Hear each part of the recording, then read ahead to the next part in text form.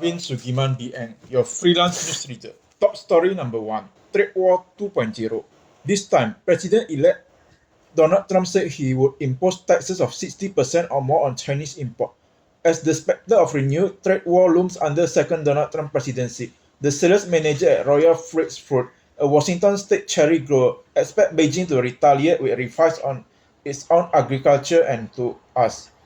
Analysts in China say that while US agriculture could get caught in crosshair of a renewed trade war, the situation today differs from that in 2018. Since the onset of Trump's trade war with China, China has grown less reliant on US farm food, having stepped up domestic production and diversified its import sources. China's soybean purchases from Brazil, for example, has surged, while US market share has fallen. Dr. May add that China is now more confident and in a better position relative to the US than when the trade war began in 2018. Top story number 2, Paris Agreement. US President Joe Biden climate envoy have sought to reassure delegates in Baku last week, telling them that Trump's plan to pull out from the pact would have little impact on the global battle against climate change.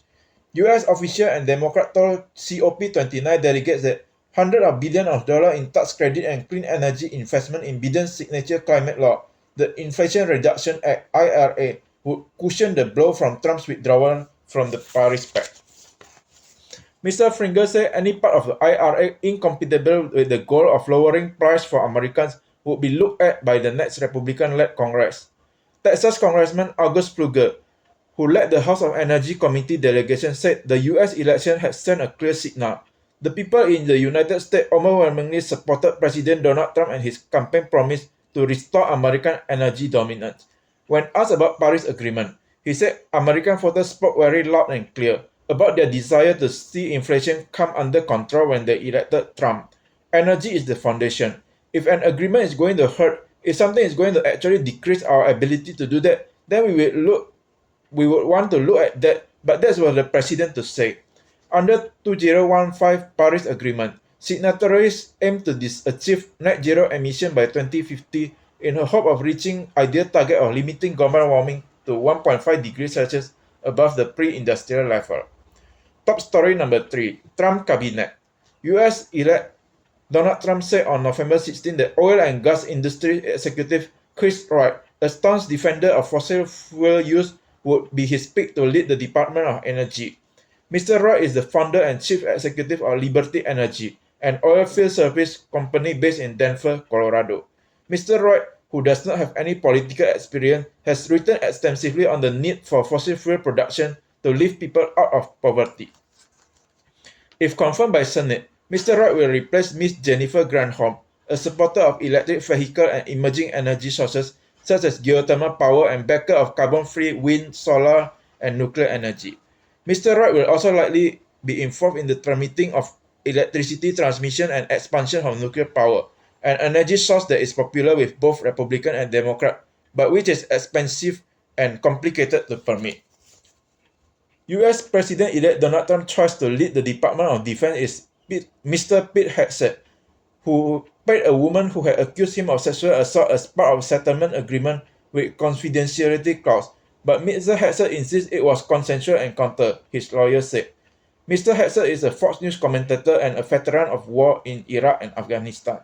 The Monterey Police Department in California said it had investigated allegations of sexual assault involving Mr. Hegseth in 2017 at the address of Hyatt Regency Monterey Hotel and Spa. No charge were filed. Trump shocked much of Washington with his pick of Mr. Pete Hegseth.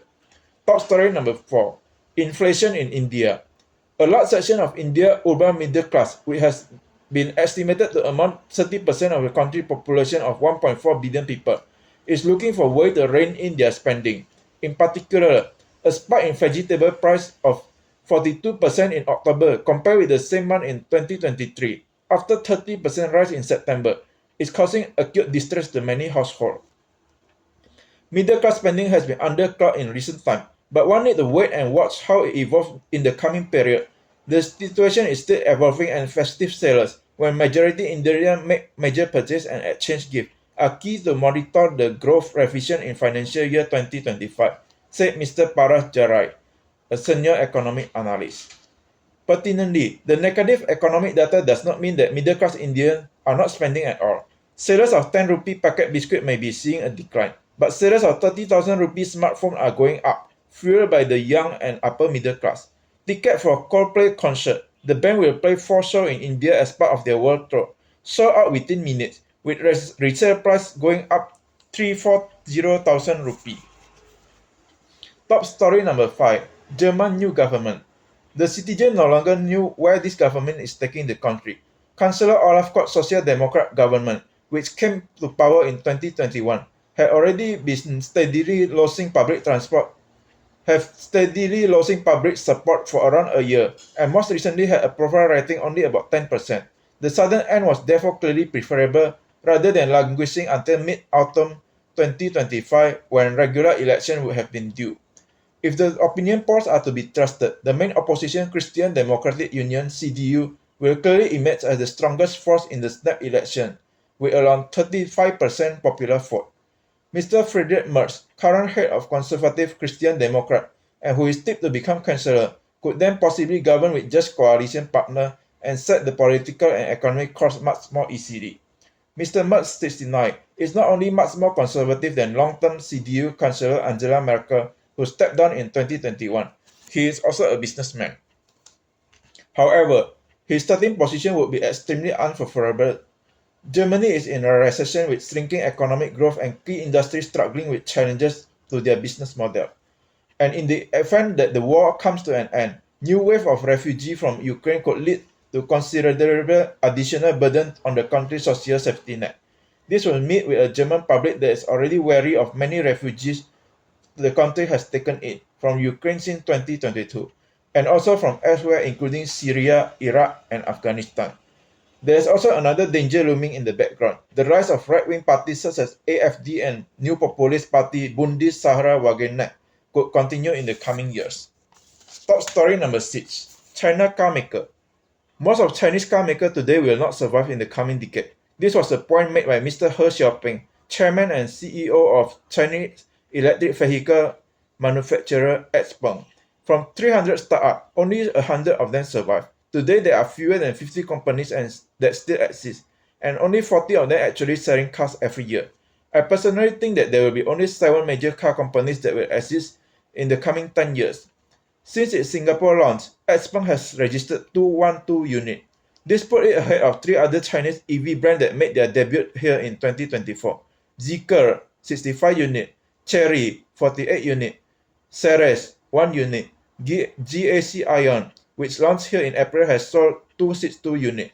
In comparison, top-selling Chinese EV brand BYD has been in Singapore since 2017 is well ahead with 4,560 units registered between January and October. Mr. He also spoke about autonomous vehicle and his company's ongoing project to build flying car. It was the first company in China to introduce an advanced driver assistance system that enables the car to tackle urban driving conditions, such as changing lane to overtake other vehicles and avoiding pedestrians and cyclists.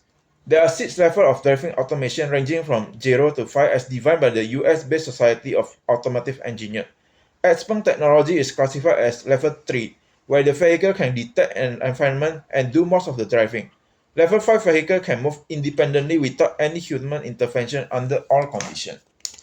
Top story number 7. PAP Melissa Tan.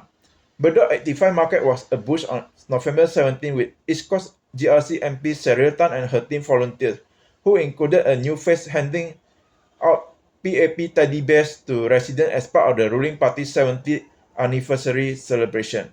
The bears, clad in white PAP t-shirt, made their debut at the popular market alongside Miss Melissa Tan, 46, Chief Executive Officer of homegrown waste management firm Hua & Hua.